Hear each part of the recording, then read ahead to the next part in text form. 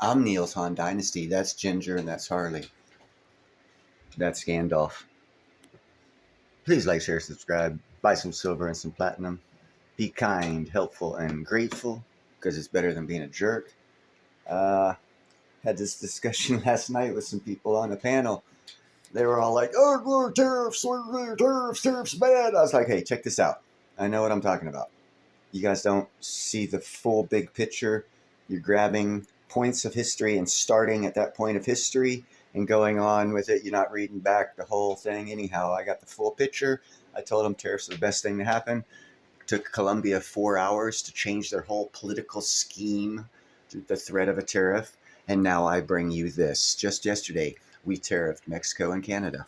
Hold on, wait, what? Yeah, we sure did. Have the world's attention now. He came through on a campaign promise, hitting Canada, Mexico, and China with tariffs to protect Americans from the flow of illegal immigrants and fentanyl in this country. And we can now report Mexico and Canada are leaning into Trump's art of the deal. The president of Mexico, Claudia Sheinbaum, spoke to Trump and is saying she will send 10,000 Mexican military to their side of the southern border. That's meant to assist with the border crisis left behind by the Biden-Harris administration. Trump says they agreed to pause any tariffs for 30 days. Guess everybody was wrong. Not everybody. A lot of people knew what I know, that tariffs are the best thing for America right now. It took, less than 24 hours for the great, powerful BRICS nation, the newest BRICS member, Mexico, the GDP leader of BRICS. 24 hours, they're capitulating, begging, kissing the ring because they don't want the tariffs. Because they understand that for, close to a century, everyone's been hitting America with tariffs and taxes and screwing us left, right, and center. Everyone watching this, you were born being screwed by every country on the planet. You accepted that as normal. Some American steps up and says, hey, that's not normal. Let's make it fair. You start crying, oh, it's going to raise prices. You were born into slavery. You're getting your chains knocked off of you right now. Be quiet and enjoy the ride. Enjoy the prosperity.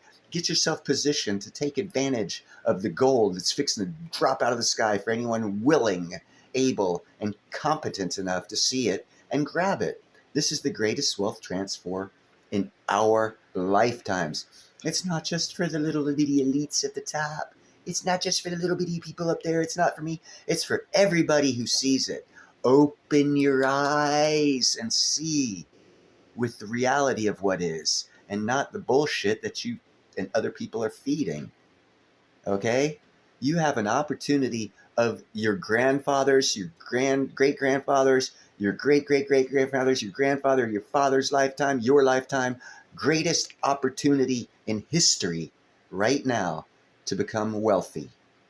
Open your eyes, clean your freaking head of all the bullshit they've been feeding us, and look at the reality of the scenario in a big picture format, kind of like the one my channel's been showing you, that I'm putting my channel on hold because I'm tired of giving out truth and having no one watch it.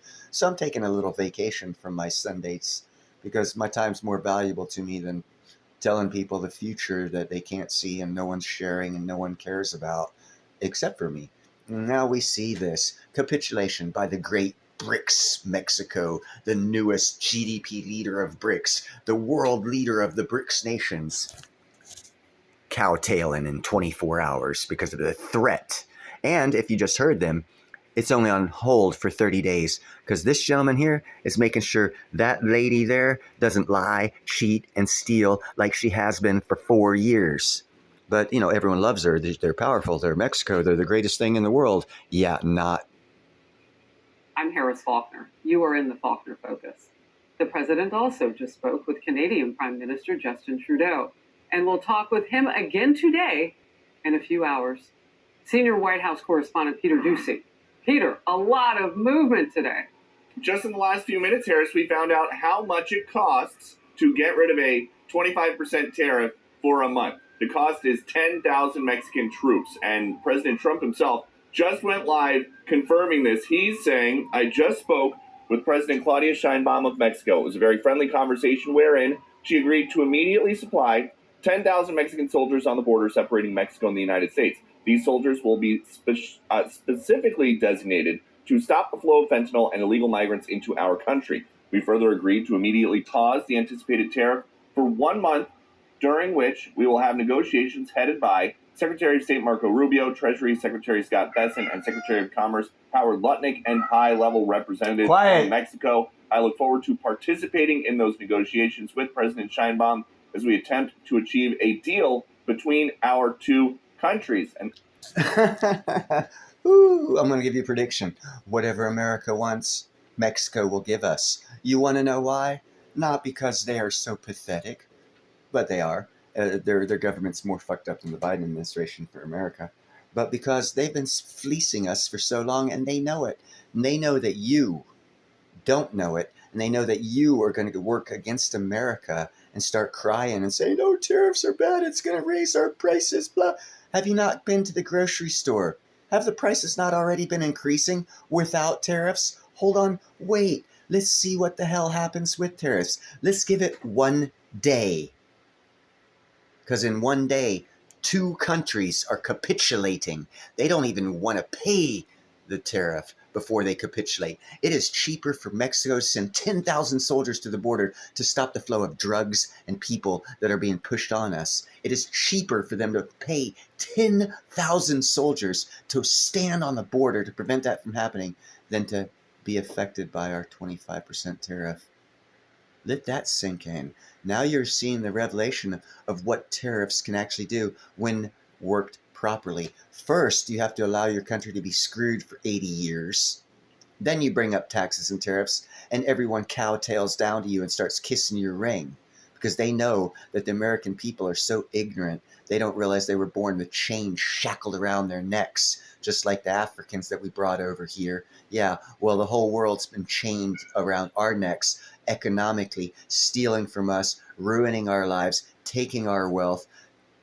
Canada takes $250 billion a year in tariffs that they put on us. If we stop those tariffs, Canada stops being a nation. Canada cannot exist without tariffing us. In other words, they cannot exist without stealing our wealth. So why should they be a country? That's kind of stupid if you think about it. If you can't fucking run a country off of your own economics without stealing from another country to keep yourself afloat, you don't need to be afloat. I'm sorry. You want to save $2.5 trillion in deficits over 10 years? Cut Canada off.